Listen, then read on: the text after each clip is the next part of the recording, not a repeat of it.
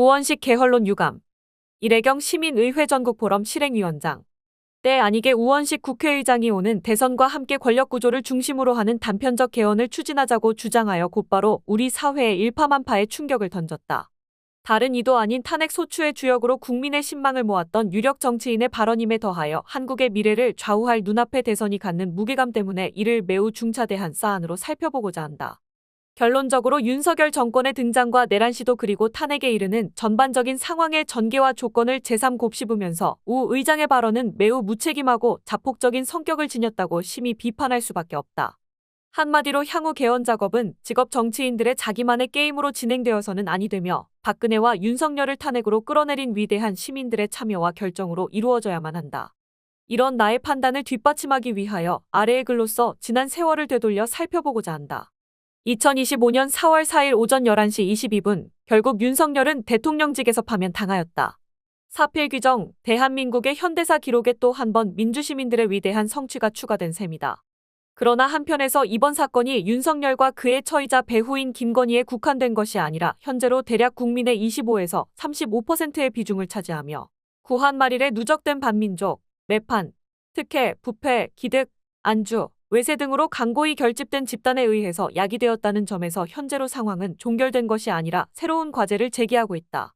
또한 국제질서의 단극체제에서 다자다극체제로의 이동이 지정하게 예민한 대한민국에게 거대한 기회와 동시에 극심한 불안정과 위기를 동시에 제공하고 있다. 한마디로 내후외환의 국면이며 긴장을 늦출 수 없는 지경이다. 2025년 현재는 지난 수백 년간 국제질서를 지배해오던 집단 서방 세력이 급격히 약화되고 최근 황당한 고관세 부과가 상징하듯이 미국 중심의 일방적인 패권 질서가 해체되는 초입에 서 있는 형국이다. 중국과 러시아 그리고 인도 등이 중심이 된 브리스 플러스 기구가 인구와 경제 규모 면에서 집단 서방 전체를 압도하고 있으며 글로벌 사우스의 전반적 흐름을 주도해 가고 있다.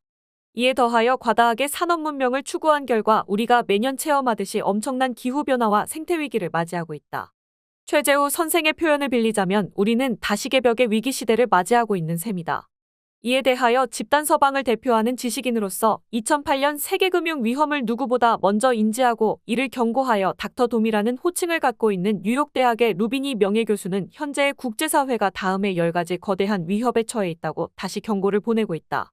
기후변화와 지구촌 거주의 위기, Uninhabitable Planet, 전례 없는 부채의 함정, Mother of all Debt Crisis, 시장과 공공 영역의 실패, Private and Public Failures, 인구통계학적 위기, Demographic Time Bomb, 지정학적 불안과 지역 분쟁, Cold War and Unstable Geopolitics, 통화의 남발과 거품 형성, Easy Money Trap and Boom Bust Cycle, 거대한 스태그플레이션의 도래 The Coming Great Stagflation, 통화 시스템의 붕괴와 금융위기의 재현, Currency Meltdown and Financial Instability, 세계화의 종말과 보호무역의 대도, The End of Globalization, 첨단 기술과 AI의 위험, The AI Threat. 더구나 대한민국은 상기의 위험에 더하여 OECD 국가 중 최악의 소득 및 자산의 불평등과 세대 간 지역 간 산업 간 극심한 편중과 불균형, 과다한 부동산 투기의 열풍, 젊은 세대를 위한 일자리 부재, 공동선을 위협하는 능력주의와 이기적 개인주의 팽배, 중소기업의 위기와 자영업자들의 연이은 폐업, 일반 교육의 실패 등 수많은 난제를 안고 있다. 다행히 이번 윤석열의 계엄령 반란 사건에서 보여주었듯이 대한민국 시민들은 정치, 경제, 사회, 문화의 모든 영역에 있어 세계 어느 나라의 사람들보다 앞서 깨어 있으며 상기의 위험과 난제들을 이겨낼 역량을 갖추고 있음을 입증하였다. 1960년대에 경제개발을 시작한 이래 현재로서 경제산업 규모에서 10위권을 유지하며 87년 민주화 대위협과 2016에서 17간 보여준 촛불행동 그리고 이번 빛의 혁명이 바로 우리 자신의 자랑스런 증언이라 할 수 있다. 그러나 국내외적 엄중한 상황에도 불구하고 지난 수십 년간 한국의 제도 정치권은 국가의 미래에 대한 정책 방향 하나 제대로 제시하지 못하고 국민들 일상을 편안하게 해야 할 자신들의 소명을 외면한 채 현안들을 해결해야 할 과제 개혁에 실패하면서 패착을 반복하고 있을 뿐이다. 이제 악몽 같은 정치 실패의 악순환 고리를 끊어내야만 한다. 국제적 흐름이 한반도와 동북아의 행여나 전쟁의 먹구름으로 몰고 오면서 위에 언급한 다시 개벽의 엄중한 상황으로 치닫고 있음에도 우물한 개구리 신세인 한국의 국내 정치는 타협과 출구가 없는 싸움에 갇혀 우리의 미래를 갉아먹고 있다. 민주화 항쟁과 촛불행동 등 지난 시기를 되돌아 성찰해보면 기존의 정치인들이 시민들이 만들어낸 역사적 성과를 제도화하기는커녕 문재인 정권의 예처럼 마치 자신들이 성취한 획득물로 고스란히 독점해왔다. 국민들이 희망하고 기대했던 전진과 변화는커녕 이명박, 박근혜 그리고 치명적인 재앙으로 윤석열의 등장을 재차 허용하면서 악몽이 재현되었다. 여기에는 다음과 같은 몇 가지 고질적이고 심각한 배경이 구조적으로 자리 잡고 있다. 첫째는 엘리트와 유산층의 과두제라는 비판을 받는 18세기에 시작된 서구의 선거 방식 대의제가 현재 미국과 집단 서방이 보여주듯이 이젠 시대적 한계에 봉착하여 포퓰리즘이 극심하게 발효하고 있는 것에 더하여 현재의 한국 정치 제도가 가지는 결함이 우리의 상황을 악화시키고 있다. 대표적인 것이 승자독식의 선거제도와 대통령이 지닌 무소불위의 제왕적 권력이다. 선거 방식에 대해 민주주의가 지닌 문제는 인류사적인 주제이지만 이번 글에서는 자세한 내용은 생략한다. 둘째는 구한말 이후 반민족 매판의 수구기득권의 기반과 조직을 정리해 내지 못한 까닭이다. 현재 우리가 목도하고 있는 검찰사법 세력의 법비적 행태와 근거는 일제가 한국민을 지배하기 위해 도입한 치안유지법 등의 원형을 두고 있어 이것을 제대로 청산하지도 못하고 개혁하지 못한 것이 천추의 한이 되고 있다.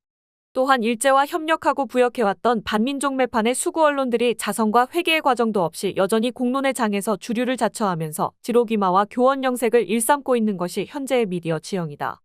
이로 인해 국민 여론의 공론장에서 합리적인 공적 이성이 작동하지 못하고 수구 기득권에 의한 마구잡이 왜곡과 조작이 판을 치고 있다. 셋째는 1945년 9월 미군이 점령군으로 이 땅에 진입한 이래 대한민국은 온전한 주권이 없는 반쪽의 나라, 결핍의 국가가 되었기 때문이다. 현재 대한민국은 군사안보의 주권은 물론이고 통상과 외교에서조차 국익을 대변하지 못하고 있다. 또한 지난 70여 년간 한국 정치에는 해방 이후에도 한반도에 여전히 영향력을 행사하려는 일본 정치 세력과 국제적 패권을 유지하고자 하는 미국에 의한 왜곡과 간섭이 있었다. 이들 외세는 자신들의 지정학적 이해를 관철하기 위하여 대한민국의 집권 세력이 자신들의 입장을 지지하는 한독재와 부패와 억압과 무도함을 눈감아왔다. 마지막은 아니지만 한 가지 더 할 것은 제도 정치권 특히 개혁민주 세력들의 역량 부족과 시대정신을 상실한 채 상호 간의 분열로 표류하는 재탕의 모습들이다. 해방공간의 좌충우돌에서도 87년 대투쟁 이후 양김의 분열에서도 촛불 이후 문재인 정권의 무책임한 행보에서도 최근의 대선에서 보는 개혁진보 세력의 갈등과 대립 어디에서도 시대정신과 현안과제에 대한 제대로 된 해답을 읽을 수 없다. 개혁의 마청을 자칭하는 이재명의 민주당은 다를까? 막연한 기대는 금물이다. 깨시민들과 함께 더불어 이 엄중한 상황을 헤쳐나가야만 한다. 앞에서 제기했듯이 국내외적으로 처한 상황을 현재의 정치 시스템으로 대응한다면 지난 수십 년간 자랑스럽게 이루어낸 사회 제 영역의 성과를 물거품을 만들 뿐만 아니라 민족의 운명까지 위기로 몰아갈 것이 명백해 보인다. 위기의 순간이다. 한편에서 수천 년의 민족 역사를 되돌아보면 국난의 순간마다 예외 없이 힘없는 일반 백성들이 떨쳐 일어나 나라를 구하고 위기를 극복해왔다. 따라서 이제 기존의 제도를 뛰어넘어서 한국 시민들이 보여준 엄청난 역량과 에너지를 시스템으로 구축하고 제도로 안착시켜야 한다. 기존의 정치권에만 의존할 것이 아니라 일반 시민들이 직접 나서 참여하고 토의와 수기를 통한 집단지성의 결정으로 시대의 소명과 과제를 해결하는 제도를 제대로 도입해야만 한다. 일부 개혁진보적인 제도 정치인들을 포함하여 평범한 사람들이 중심이 되어 서로가 힘을 보태가며 새롭게 제3의 민주화 운동을 전개해야 할 중차대한 시기다. 1987년의 민주화 대투쟁은 27년간의 기나긴 군사독재 정권의 시대의 종말을 고하고 문민의 정치시대를 열었다는 점에서 제1의 민주화 운동이라 할 수 있고 2016에서 17년간의 촛불운동은 살아있던 권력인 현직의 대통령을 탄핵 소추하고 이를 인용하여 해임시킨 계기를 마련한 점에서 제2의 민주화 운동이라 할 수 있다. 이제 치명적 재앙이었던 윤석열 정권의 치욕을 반면교사로 삼아야 한다. 다시 말하면 이제 세계인이 모두 부러워하는 한국 시민들이 보여준 엄청난 민주 역량과 에너지를 일상화, 규범화하고 반드시 제도화, 법제화하여 새로운 정치의 장을 마련하는 제3의 민주화 운동을 전개해야 한다. 한마디로 말하면 국민주권 시민정치의 새로운 시대를 열어야 한다. 이에 대한 실천 방식으로 직접민주주의와 감독민주주의 등 여러 형태가 있으나 우리가 지닌 여러 여건과 정황을 고려할 때 OECD가 강력히 추천하고 서구사회에서 이미 도입 검증하여 성공의 사례를 만들어가고 있는 층위별 무작위 추첨형 방식의 시민의회가 우리 상황에서는 가장 합리적이고 현실적이며 곧바로 실천이 가능하다고 볼 수 있다. 한국에서도 시민의회는 이미 2017년 이래 현재까지 다수의 공론화위원회와 2018년 대통령 개헌안에 대한 수기형 개헌토론회라는 이름으로 시행된 바 있다. 촛불이 뜨겁던 2017년 초 민주당을 위시한 야당들은 시민의회법을 약속했고 2018년 국민참여에 의한 헌법 개정의 절차에 대한 법률안을 발의했으며 2023년 선거법 개정 논의에서는 여야 합의로 500일 시민의 공론화 과정을 시행한 바 있다. 그러나 위의 사례들은 정치권이 자기 정당화를 위하여 면피용 흉내만 내는 절차와 결함투성이의 과정, 더구나 시행하려는 의지의 빈약으로 그나마 합의된 내용조차 묵살되는 실패를 반복해왔다. 빛의 혁명을 이룬 우리는 이제 주저없이 지난 경험들을 바탕으로 세계적 규범이 될 수 있는 집단지성의 시민참여의 제도들을 반드시 만들어가야 하며 당연히 할 수 있다. 그 예로서 시민의회 추진조직은 지난해 5월 8일 수백 명의 시민들이 참여한 가운데 이 운동을 주도해온 해외의 여러 인사들과 이를 다방면으로 연구해온 국내의 연구학자들이 결집하여 국제심포지움을 성공적으로 치른 바 있다. 시민들의 자발적 모임인 시민의회 입법을 위한 백인위원회가 주최했고 규모와 내용에 대하여 당시 국내외에서 비상한 주목을 받았다. 이후 전국적으로 10여 개의 지역 포럼을 결성하고 탄핵 판결 직전인 지난 3월 29일 전국조직 창립대회를 개최한 바 있다. 핵심 과제는 촛불 시민항쟁의 성과를 거품으로 만든 지난 문재인 정권의 패착과 같은 악순환을 되풀이하지 않기 위해서는 오늘의 대한민국이 있게 한 원동력인 시민들의 정치적 에너지와 역량을 이제는 반드시 전면화, 일상화, 규범화, 제도화 그리고 법과 행정의 강제력을 동반하는 법제화의 수준으로 끌어올려야 하는 것이다.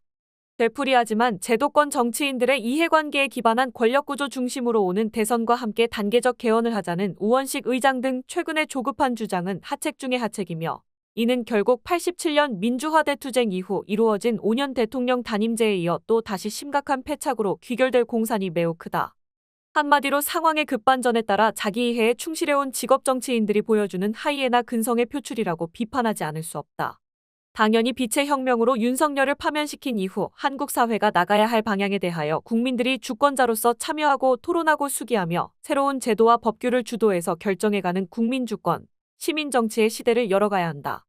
당연히 새로운 정부 탄생 이후 중앙정치에서 중요한 현안으로서 다루어야 할 개헌과 선거법 개정 그리고 검찰사법개혁과 기후위기 등 중대 사안들을 광범한 시민들의 참여가 이루어지는 조건에서 수기와 신중을 기해 반드시 집단지성이 작동하는 시민의회 방식으로 추진하고 결정해야 옳다. 또한 다가오는 2026년 지방선거에 대비하여 그동안 풀뿌리 민주주의, 지역민회, 지방분권 등 다양한 운동에 헌신해온 현장 조직의 활동가들은 함께 힘을 합하고 지혜를 모아 우선적으로 기초단위에서부터 추첨형 주민의회를 제도화하는 조례가 도입되도록 집중적인 노력을 다해야 한다. 기초단위 지역으로부터 성취한 주민의회에 대한 성과와 경험을 축적하여 가는 것이 향후 민주주의 발전에 매우 소중한 토양과 자산이 될 것이다. 결론적으로 내부의 갈등과 지정학을 포함하여 한국 사회가 직면한 다중적 위기 상황에 대하여 현재의 정치제도와 여의도식 관행으로는 해결이 불가하다. 역사가 보여주듯이 한국 사회의 위기에서 언제나 미니 위기 극복의 선봉장이 되어 온 것처럼 보통 사람들의 민주적 역량과 에너지를 일상적으로 제도화하고 강제력을 동반하는 법 규정으로 승화시켜야 한다. 급할수록 돌아가라는 격언을 상기할 필요가 있다. 시간이 걸리는 한이 있더라도 깨어있는 시민들이 주인으로 참여하고 수기하는 과정을 통해 모든 이들의 지혜가 작동하는 시민의회의 장을 마련하여야 제대로 된 개헌 작업이라는 옥동자를 탄생시킬 수 있으며 이러한 제3의 민주화운동을 통해 평범한 사람들의 위대한 시대를 활짝 열어갈 수 있을 것이다.